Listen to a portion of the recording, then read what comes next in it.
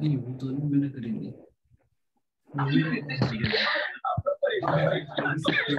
السلام علیکم ورحمۃ اللہ وبرکاتہ. وعلیکم السلام ورحمۃ اللہ وبرکاتہ. اخلاقیات سے متعلق ایک حدیث ہے کہ کامل ایمان والوں میں سب سے مکمل ایمان والا شخص کون سا ہے؟ اس سے متعلق کوئی حدیث نازیہ سیفی. اکمل المومنین ایمانا احسنہم خلوقا. ایمان والوں میں سب سے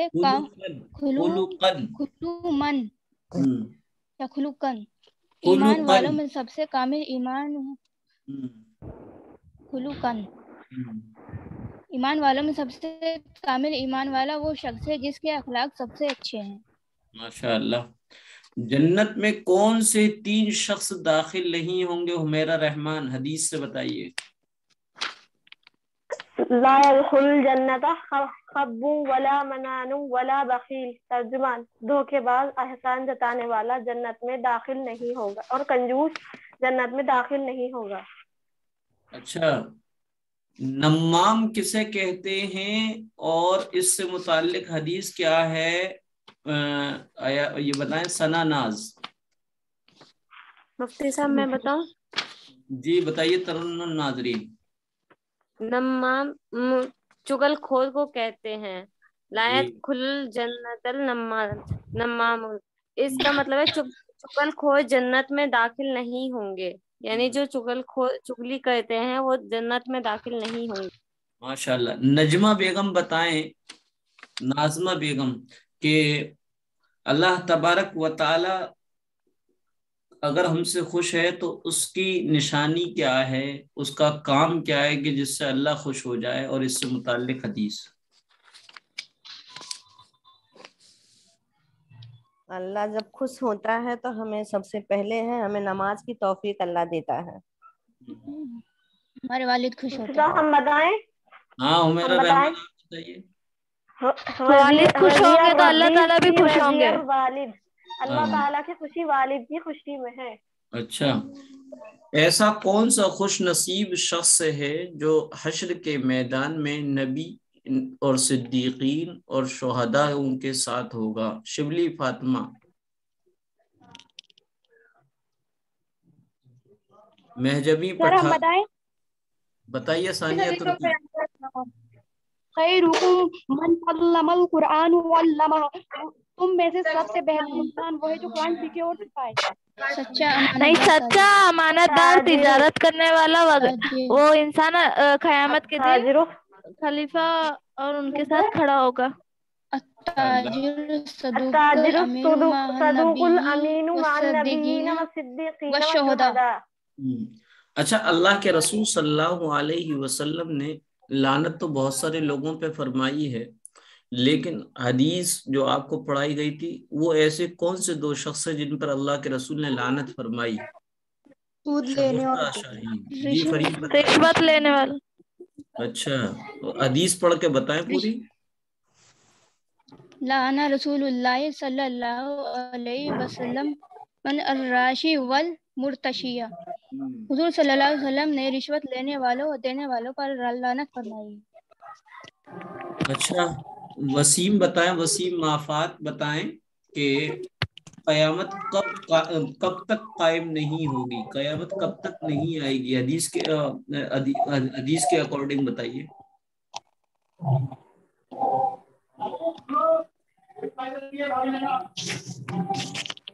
میرا رحمان بتائیں.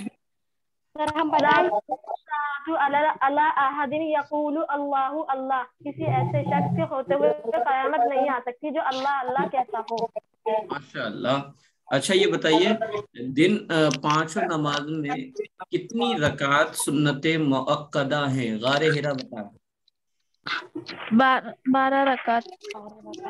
12 رکعت. سنت مؤکدہ کس سنت کو کہتے ہیں؟ جو حضور صلی اللہ علیہ وسلم کبھی نہیں چھوڑے. اچھا، مکمل 5 نمازوں میں کتنی رکعت فرض وہ مکمل 5 نمازوں میں مجموعی رکعت کتنی ہوئی؟ 5 رکعتوں میں مجموعی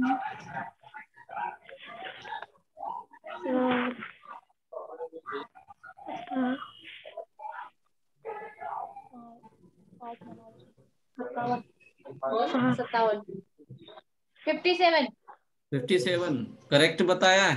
کوئی اور بتائیں.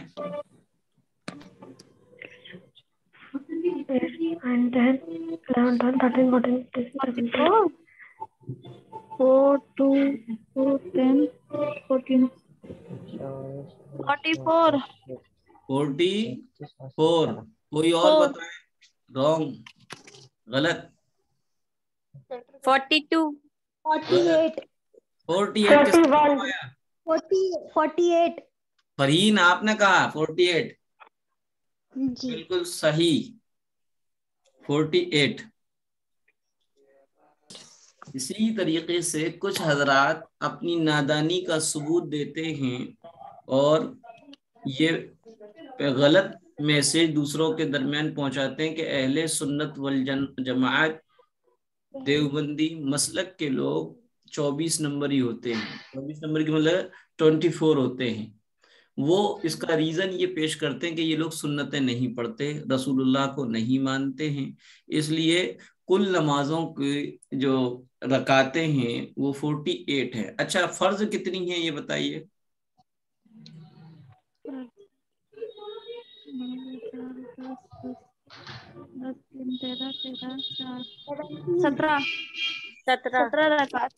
17 رکعت فرض نماز میں. فرض نماز 17 ہے. 17 رکعت. ماشاء اللہ، آپ لوگوں نے سب بتا دیا. اچھی. نماز کے شرائط کتنے ہیں؟ 7. شرائط نماز کوئی بھی بتائے کون سی؟ بدن کا پاک ہونا، کپڑے کا پاک ہونا، جگہ کا پاک ہونا، سطر کا ڈھکنا، نماز کا وقت ہونا، قبلے کی طرف رخ کرنا، نیت کرنا. اچھا، یہ بتائیے سلام پھیرنے کا طریقہ کیا ہے؟ دونوں طرف سلام پھیرنا. پہلے دائنی طرف سلام پھیرنا، پھر بائیں طرف. سلام پھیرتے وقت گردن میں اتنا موڑنا کہ پیچھے کے لوگوں کو رخسار دکھ جائے. سلام میں فرشتوں کی نیت کرنا. اچھا، معراج میں آپ کی سواری کا نام کیا تھا؟ براق. اچھا، معراج کے معنی کیا ہیں؟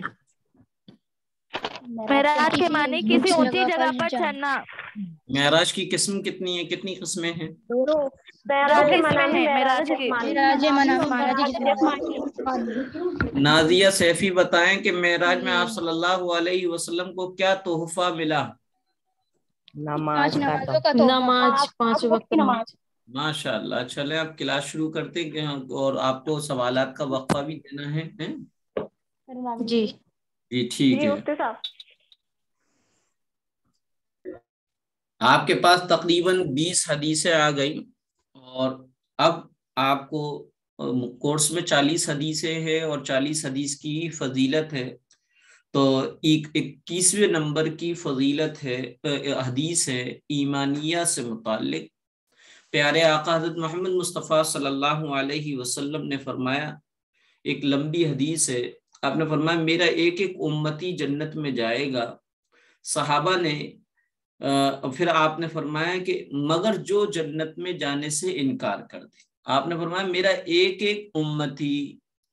امت کی 2 قسمیں ہیں، ایک امت دعویٰ ہے، ایک امت اجابہ ہے.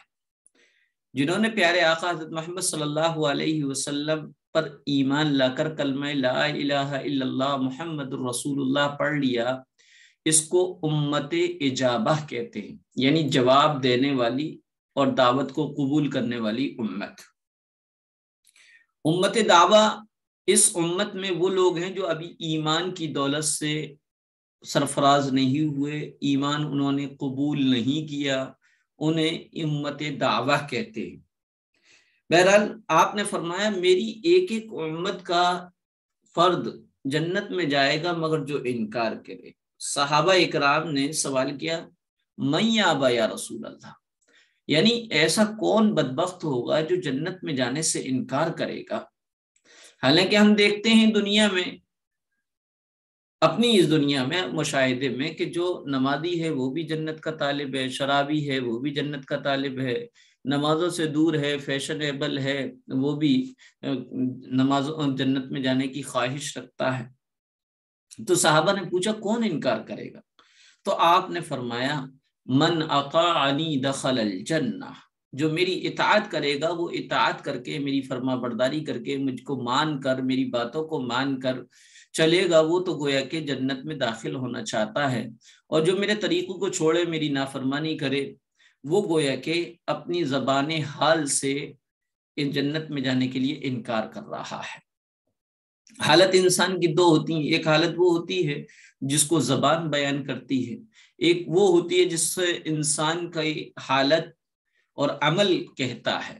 تو پیارے آقا نے فرمایا جس نے میری سنتوں کی اتباع کری، میرے سنتوں کو مانا، میرے طریقوں پر چلا، تو گویا کہ وہ اپنے زبان حال سے بھی، حالت سے، اپنے عمل سے، اور زبان قال یعنی کہنے سے بھی، دونوں ہی اعتبار سے جنت میں جانا چاہتا ہے۔ اور جو میری نافرمانی کرتا ہے، میری سنتوں پر نہیں چلتا ہے، میرے طریقوں کو پر عمل نہیں کرتا ہے، وہ اپنی زبان قال سے اگرچہ یہ کہتا رہے کہ ہم جنت میں جائیں گے، لیکن زبان حال اور زبان عمل سے یہ کہنا چاہ رہا ہے کہ گویا کہ میں جنت میں نہیں جاؤں گا۔ اس لیے پیارے آقا نے فرمایا من اطاعنی دخل الجنت، بخاری شریف کی حدیث ہے، اس کے معنی ہے جو شخص میری اطاعت کرے گا وہ جنت میں داخل ہوگا۔ عبادات سے متعلق ایک اور حدیث ہے الدال علی الخیر کفاعلہ، دال کے معنی آتے ہیں رہنمائی کرنے والا، اور علی معنی پر کے آتے ہیں، خیر معنی بھلائی کے آتے ہیں، اور اسی طریقے سے معروف کے معنی بھی بھلائی کے آتے ہیں۔ چنانچہ ایک حدیث ہے کل معروف صدقہ، ہر بھلائی کا کام صدقہ ہے، کل معروف صدقہ، ہر بھلائی کا کام صدقہ ہے۔ تو الدال علی الخیر کفاعلہ، اس کے معنی ہیں نیکی اور بھلائی کی طرف رہنمائی کرنے والا، راستہ بتانے والا، نیکی کرنے والے کی طرح ہے۔ آپ نے کسی بندے کو کہا کہ بہن تم اشراق پڑھا کرو، اب وہ بہن جس سے آپ نے کہا تھا اشراق کی فضیلت بتائی، اس کو نماز، اب وہ پڑھنے والے پڑھنا شروع کر دیتے ہیں، تو وہ پڑھے گی تو اس کو تو ثواب ملے گا ہی ملے گا، اس کی طرف اس کا برین باش کرنے والے، اس کی طرف بتانے والے، اس کی گائیڈنگ کرنے والے کو بھی اتنا ہی ثواب ملے گا، اور پڑھنے والے کے ثواب میں کوئی بھی کمی نہیں آئے گی۔ اسی طریقے سے معاملات سے متعلق حدیث ہے العاریۃ مؤدات، عاریت کہتے ہیں کسی سے مانگے کے طور پہ کوئی چیز لینے کو عاریت کہتے ہیں۔ العاریۃ مؤدات، استعمال کے لیے لی ہوئی چیز، مانگے کے طور پہ لی ہوئی چیز لوٹائی جائے گی، کیونکہ وہ امانت ہے اور اس کو لوٹانا واجب ہے۔ معاشرت سے متعلق بہترین حدیث ہے، حضرت ابو موسیٰ اشعری رضی اللہ تعالیٰ عنہ سے روایت ہے من ستر مسلما سترہ اللہ یوم القیامہ، ستر کے معنی کہتے ہیں بدن کا وہ حصہ جس کو چھپایا جائے، تو سترہ یسترو کے معنی آتے ہیں چھپانے کے، اور ستارتن معنی پردہ آتا ہے عربی میں، جو اس کے معنی ہی کیا ہے چھپانے کے۔ اسی طریقے سے اللہ تبارک و تعالیٰ کے 99 ناموں میں سے ایک نام ہے ستار، یعنی بندوں کے عیبوں کی پردہ پوشی کرنے والی ذات۔ تو حدیث ہے من ستر مسلمن، جو شخص کسی مسلمان کے عیب کو چھپاتا ہے، سترہ اللہ یوم القیامہ، تو اللہ تعالی قیامت کے دن اس کے عیب کو چھپائے گا۔ اب یہ سمجھ لیا جائے کون سا عیب؟ اس کی ذات میں کوئی عیب ہے، لیکن اس کے عیب کی وجہ سے اس کو ہی نقصان ہو رہا ہے، اس کو دوسرے کو نقصان نہیں ہو رہا، تو ایسی صورت میں اس کی رسوائی کی خاطر اس عیب کو دوسروں سے بیان کرنا یہ سخت کبیرہ گناہ ہے، جس کی ممانعت اس حدیث میں بیان کی گئی۔ کسی کے اندر ایک ایسا عیب ہے جس کے ذریعے سے وہ دوسروں کو دھوکہ دے سکتا ہے، دوسروں کو تکلیف دے سکتا ہے، اور آپ کو وہ عیب اس کا معلوم ہے، تو ایسی صورت میں اس کے بارے میں بتانا تاکہ وہ دوسرے کو دھوکہ نہ دے، یہ ضروری ہے، اور یہ سب عیب کو کھولنے میں نہیں آتا ہے، کیونکہ اللہ کے رسول صلی اللہ علیہ وسلم نے فرمایا، آپ نے فرمایا دین جو ہے بھلائی کا نام ہے، خیر خواہی کا نام، اور ایک مسلمان کے دوسرے مسلمان کے ساتھ خیر خواہی ہو اور اس کو تکلیف سے بچانا، اس کو دھوکے سے بچانا، یہ ایک اہم ذمہ داری ہے۔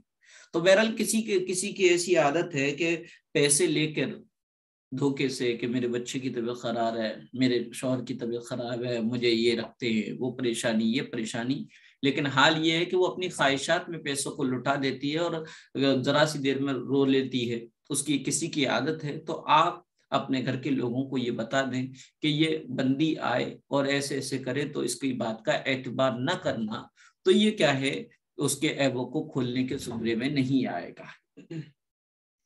اخلاقیات سے متعلق ایک حدیث ہے، لا یرحم اللہ من لا یرحم الناس، لا یرحم اللہ من لا یرحم الناس۔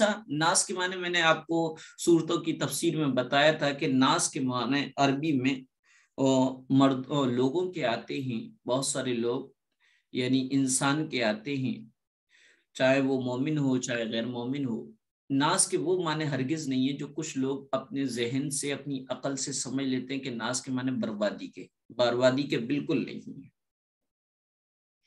تو حدیث ہے لا یرحم اللہ من لا یرحم الناس، اللہ تعالیٰ ایسے شخص پر رحم نہیں کرتے جو لوگوں پر رحم نہیں کرتے، جو لوگوں پر رحم نہیں کرتا اللہ تعالیٰ اس پہ بھی رحم نہیں کرتا ہے۔ ایمانیت سے متعلق ابھی ویلنٹائن ڈے پر بہت ساری اسٹیٹسوں پہ لگی تھی یہ حدیث، مختصر سی حدیث ہے اور بہت اچھی حدیث ہے، الحیاء شعبۃ من الایمان، حیا ایمان کی ایک اہم شاخ ہے، ایک اہم حصہ ہے۔ پیارے آقا نے فرمایا جس کے اندر سے حیا ختم ہو جائے، گویا وہ کچھ بھی کر لے، اس کے بارے میں یہ سوچ لو کہ وہ کچھ بھی کر سکتا ہے۔ حیا نام کس بات کا ہے؟ حیا نام یہ اس بات کا ہے کہ ہم اپنے بڑوں کے لحاظ میں جس کام کے کرنے سے یا کسی بات کے کہنے سے رکے رہیں اس کو حیا کہتے ہیں، اور اکبر الکبائر، بڑوں میں سب سے بڑا اللہ ہے، لہذا اللہ کے استحضار کے، اللہ کے حاضر و ناظر جان کر کسی ایسی بات کے کہنے سے اور کسی ایسے عمل کے کرنے سے رک جانا یہ حیا کہلاتا ہے۔ بہرحال یہ 26ویں حدیث تھی۔ 27ویں حدیث آپ کے سامنے ہے۔ یہ بہت زیادہ حدیث صدقے اور راہ خدا میں خرچ کرنے کے لیے کی ترغیب دلاتی ہے۔ حدیث ہے انفق یبن آدم انفق علیک، اور یہ حدیث قدسی ہے۔ حدیث قدسی اسے کہتے ہیں جس میں بات کی نسبت اللہ کی طرف ہو، جس حدیث میں یہ فرمایا اللہ فرماتا ہے، اور جس حدیث میں نبی پاک صلی اللہ علیہ وسلم فرماتے ہیں ایسے لفظ آئے تو اسے حدیث نبوی کہتے ہیں، اور حدیث قدسی اس حدیث کو کہتے ہیں جس میں اللہ کی بات کی نسبت اور بات جو فرمائی ہو وہ اللہ نے فرمائی ہو تو اسے حدیث قدسی کہتے ہیں۔ تو انفق یبن آدم انفق علیک یہ حدیث قدسی ہے۔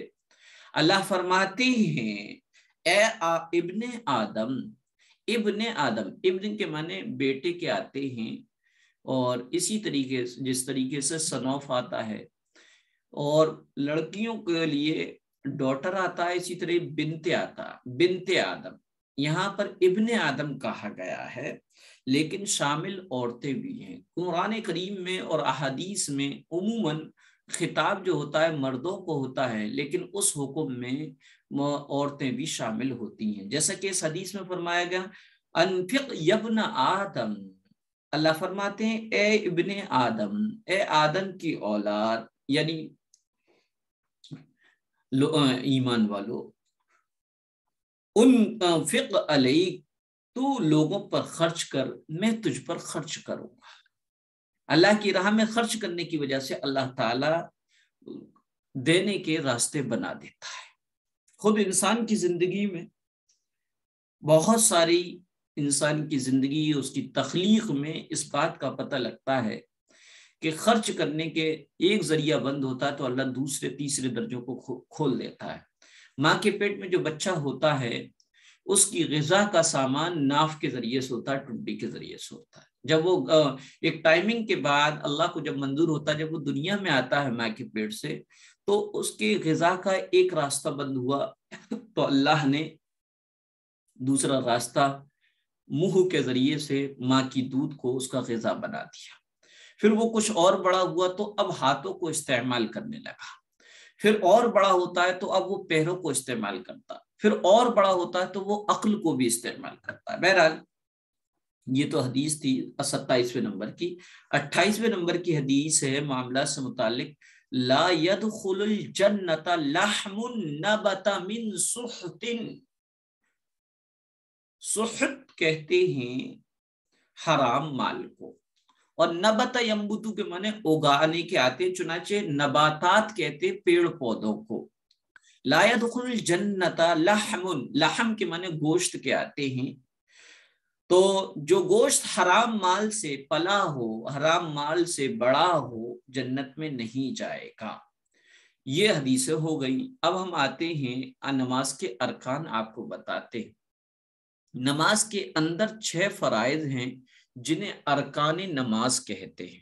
نماز سے پہلے 7 چیزیں فرض ہیں جنہیں شرائط نماز کہتے تھے، اور نماز کے اندر 6 چیزیں ہیں جن کو فرائض نماز یا ارکان نماز کہتے ہیں۔ نمبر 1 تکبیر تحریمہ، یعنی اللہ اکبر کہنا۔